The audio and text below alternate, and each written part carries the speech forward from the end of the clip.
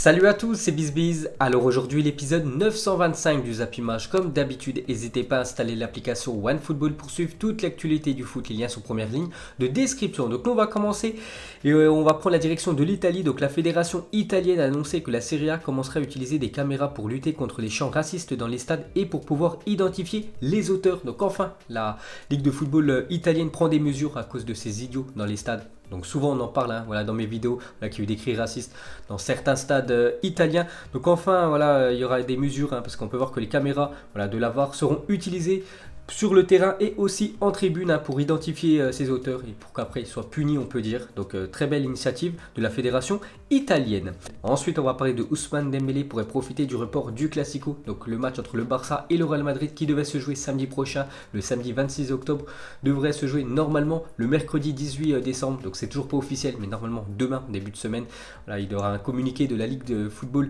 espagnole pour dire que le match va être reporté. Pourquoi? Parce qu'en fait il y a des manifestations en Espagne et surtout en Catalogne, et c'est pour ça que le match ne veut pas se jouer. Donc Dembélé qui avait pris un carton rouge il y a 2 semaines, donc il a déjà loupé le match ce week-end, donc il devait louper le match contre le Real Madrid. Donc du coup il pourra certainement jouer contre l'équipe du Real si le match se joue au mois de décembre.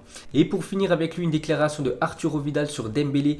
Donc il a dit Ousmane est un footballeur avec un talent fou, mais tu ne peux pas tout miser sur ton talent. Je pense qu'il va se rendre compte à un moment donné qu'il doit en faire plus. C'est vrai que depuis qu'il est arrivé en Espagne, c'est quand même un flop, Ousmane Dembélé, qui a été acheté très cher quand même par l'équipe du FC Barcelone. Donc soit il est blessé, beaucoup de fois blessé Dembélé, ou soit quand il est titulaire, il est pas bon Ousmane. Donc c'est pour ça que Arturo Vidal il dit qu'il sait qu'il a un talent énorme, mais tout simplement il doit en faire beaucoup plus, le joueur français. Ensuite on va parler d'un autre joueur du Barça, lui aussi vit une situation très délicate ces derniers temps. Donc c'est Ivan Rakitic, réfléchit sérieusement à un départ du FC Barcelone en janvier. Donc la Juventus et Manchester United ont tous deux exprimé leur intérêt pour l'accueillir.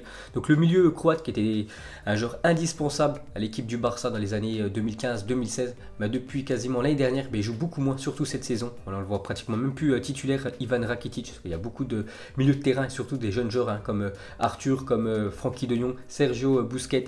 Donc c'est compliqué pour Rakitic d'être, on peut dire, régulier. Donc c'est pour ça qu'il pourrait aller voir ailleurs dès le mois de janvier. Ensuite, une déclaration cette fois-ci de Lionel Messi sur Frenkie de Jong, un joueur qui fait beaucoup de mal à Ivan Rakitic, vu que de Jong lui est tout le temps titulaire. Donc de Jong s'est adapté facilement car il est issu d'une philosophie similaire à l'Ajax. Il a grandi avec la même idée et les mêmes intentions de jeu. Bien que ce soit différent, il est très complet parce que les centres de formation de l'Ajax, c'est un peu comme le centre de formation du Barça. C'est beaucoup de jeux, de possession. Vraiment essayer d'avoir le plus de possession et de se créer beaucoup d'occasions. Donc Frenkie de Jong sort de ce centre de formation de l'équipe de l'Ajax. Donc c'est similaire au Barça, c'est pour ça qu'il rentre parfaitement dans l'effectif barcelonais. Ensuite, le Barça ferait de Camavinga une cible potentielle et va suivre attentivement ses performances durant les prochains mois d'après le journal Mundo Deportivo.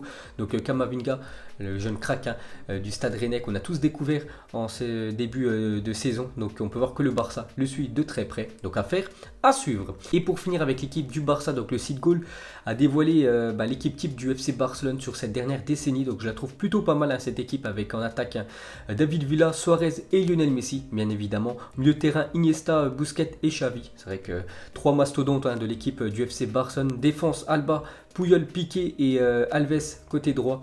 Et juste au cage, j'aurais pas mis Victor Valdés, j'aurais mis le gardien actuel, Ter Stegen. Ensuite, cette fois-ci, l'équipe type de la décennie de l'équipe du Real Madrid. Donc en attaque, Ronaldo, Benzema, donc eux, bien évidemment.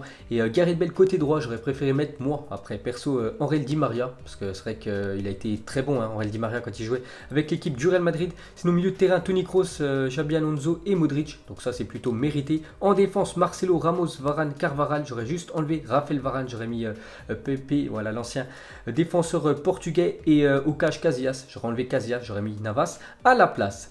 Et pour finir avec ces équipes de la dernière décennie, donc cette fois-ci c'est l'équipe de Liverpool.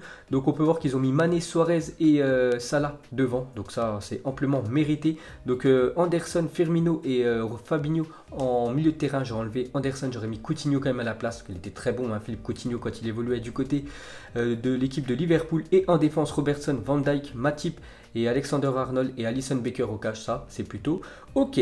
Ensuite on revient sur Philippe Coutinho, on peut voir que le Bayern Munich a jusqu'au 30 juin prochain pour lever l'option d'achat incluse dans le prêt de Coutinho vers la Bavière qui s'élève à 120 millions d'euros. Donc n'oubliez pas que c'est un prêt payant, voilà, pendant un an il est prêté à l'équipe allemande et si vraiment l'équipe du Bayern Munich veut acheter, on peut dire Philippe Coutinho, donc ils vont devoir débourser 120 millions d'euros en juin prochain, donc une sacrée somme. N'oubliez pas qu'ils avaient fait la même chose avec Rames Rodriguez à la fin du compte, ils n'avaient pas acheté le joueur colombien.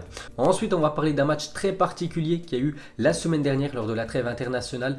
Donc c'était les deux Corées, voilà, qui se sont rencontrés, donc ça faisait plus de 29 ans qu'il n'y avait pas eu un match entre ces deux équipes, donc n'oubliez pas que c'est très compliqué entre les deux pays. Ils se sont rencontrés lors d'un match de football, donc déjà score final 0-0, mais il y a eu beaucoup de faits de jeu, hein. Donc déjà le match s'est joué à huis clos, il n'y avait personne dans le stade et on peut voir une déclaration de Hugminson, donc l'attaquant de Tottenham, attaquant de l'équipe du Corée du Sud. Donc il a dit c'est dommage de ne pas avoir gagné, mais sur le terrain c'était tellement brutal que revenir sans blessure est déjà un exploit. Et les Nord-Coréens étaient vraiment à cran et ils nous injuraient salement. Donc tout simplement il y a eu beaucoup de tacles, voilà, de la part de l'équipe de Corée du Nord sur l'équipe de Corée du Sud et aussi beaucoup d'insultes, hein. Donc voilà, c'était complètement la guerre, on peut dire, sur le terrain entre ces deux équipes. Donc ça s'est clôturé 1-0 partout. Ensuite une déclaration de Ronaldo le Brésilien à Neymar. Donc il a dit ne te blâme jamais et ne te mets pas plus de pression parce que tu es blessé. Parce qu'actuellement il est blessé, Neymar. Donc il y a eu une interview il n'y a pas longtemps entre ces deux là.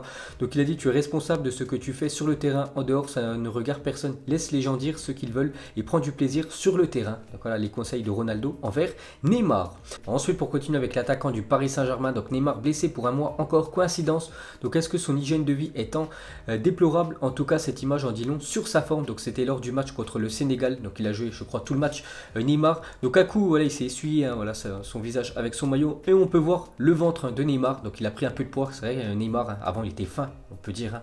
On voyait quasiment ses abdos alors que là il a un peu de bide. Donc c'est vrai que l'hygiène de vie de Neymar, donc c'est plutôt moyen ces derniers temps. Ensuite, pour continuer avec la star brésilienne, donc selon la Gazeta dello Sport, Leonardo travaillerait actuellement en interne sur la prolongation de contrat de Neymar jusqu'en 2024, actuellement lié jusqu'en juin 2022. Donc il avait quitté l'équipe du Barça pour rejoindre l'équipe du PSG, il avait signé un contrat de 5 ans avec l'équipe du Paris Saint-Germain, donc ça expire en 2022.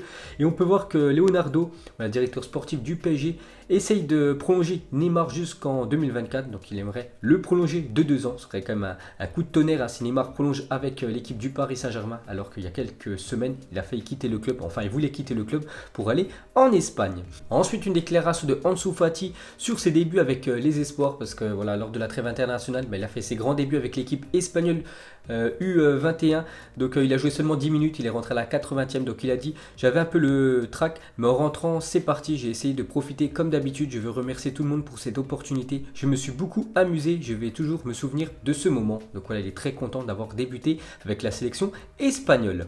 Ensuite, une déclaration de Marco Verratti, le milieu italien de l'équipe du Paris Saint-Germain. Il a dit en France, on arrête les actions toutes les 20 secondes. On arrête, on arrête, on arrête. Des fois, je ne sais pas, mais sur la première mi-temps d'un match, le temps où on joue vraiment, je ne sais même pas si on joue plus de 15 minutes. C'est vraiment incroyable. Donc en gros, il dit que les arbitres français, voilà, les arbitres du championnat de Ligue 1 sifflent beaucoup trop de fautes, hein. Dès qu'il y a un accrochage, dès qu'il y a une petite faute, voilà, ils sifflent directement, alors que peut-être dans les autres championnats, ils laissent jouer. Ensuite, des nouvelles de Olivier Giroud qui a retrouvé son club de Chelsea après avoir été décisif avec l'équipe de France sur les 2 derniers matchs. Donc en grande difficulté à Chelsea, Giroud serait convoité par l'Inter Milan selon la Gazzetta dello Sport. Antonio Conte apprécie son profil et aimerait un autre attaquant pour combler l'absence pour plusieurs mois d'Alexis Sanchez, hein. Il est blessé 3 mois, l'attaquant chilien. Donc Giroud pourrait aussi retrouver du temps de jeu pour assurer sa place à l'Euro 2020, donc un deal qui pourrait arranger tout le monde. Donc voilà les gars, une petite info sur Olivier Giroud. De toute façon on sait qu'il doit quitter, voilà, l'équipe de Chelsea s'il veut jouer l'Euro 2020. Donc on peut voir que l'Inter lui ouvre la porte. Ensuite, une déclaration de Jean-Alain Boumsong, ancien défenseur de l'équipe de Auxerre, je me souviens, et aussi ancien défenseur de l'équipe de France. Il avait joué la Coupe du Monde 2006. Donc il raconte l'attitude de Zidane dans l'avion après le Mondial 2006 et surtout la défaite de l'équipe de France en finale contre l'équipe de l'Italie, finale de Coupe du Monde. Donc lors du trajet retour quand on part de Munich pour revenir en France, Zidane est tout au fond de l'avion, renfermé comme un foetus.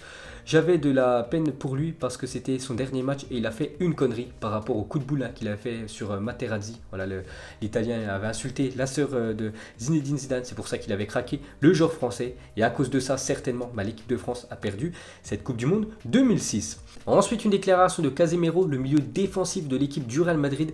Donc peu m'importe que ce soit à la 12e ou à la 90e minute, je me jette toujours sur un ballon comme un affamé sur une assiette. J'y vais toujours comme si c'était le dernier ballon. Donc voilà la grinta de Casemiro. Et pour finir avec lui, une autre info de sa part. Donc Casemiro raconte comment il a commencé à jouer milieu défensif. Donc il a dit: j'avais 11 ou 12 ans quand je suis arrivé à Sao Paulo. Nous étions 300 enfants et les recruteurs voulaient choisir les 50 meilleurs. À cette époque, je jouais comme attaquant parce que j'étais fort physiquement. Donc l'entraîneur a demandé qui était attaquant et 50 ont levé la main. Il y avait beaucoup de concurrence. Ensuite, ils ont demandé qui jouait numéro 10 et 50 autres joueurs ont levé la main. Je me suis dit, voyons combien joue milieu de terrain. Et 8 garçons ont levé alors la main. Donc voilà, ça faisait beaucoup moins bien sûr, vu qu'en attaque 50, milieu offensif 50 et milieu défensif seulement 8. Donc j'ai dit moi, je suis un milieu de terrain défensif, c'est comme ça que mon histoire a commencé et qu'il est devenu milieu défensif. Ensuite, une déclaration du nouveau propriétaire de l'OGC Nice, donc Ratcliffe, il a dit: le rêve c'est d'affronter Manchester, nous le rêve c'est de les battre. J'adorerais ça, jouer la Champions League, ce serait super pour l'OGC Nice. Donc voilà, l'objectif du nouveau propriétaire de Nice, c'est de jouer dans le futur la Champions League et de pouvoir battre dans le stade de Nice l'équipe de Manchester United. Ensuite, le Sporting envisage de renommer son stade en hommage à Cristiano Ronaldo qui a débuté au sein du club pour la légende à Cristiano Ronaldo. Donc les noms évoqués: CR7 Arena, Estadio Cristiano Ronaldo et Alvalade CR7. Donc parmi ces trois choix, un sera le futur nom du stade du Sporting Portugal.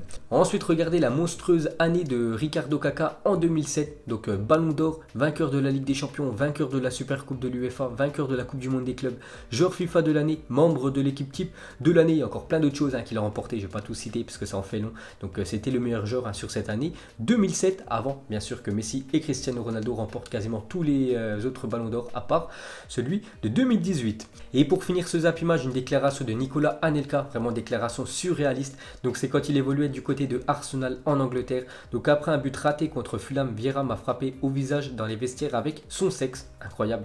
Donc personne n'a compris ce qu'il faisait. Donc voilà cette citation, enfin cette déclaration surréaliste de l'ancien attaquant français. Donc voilà les gars, la fin de Zap Image 925. Donc si ça vous a plu, un petit like et je vous ferai l'épisode 926 demain. Donc moi je vous laisse et je vous dis à la prochaine comme d'habitude. Ciao à tous.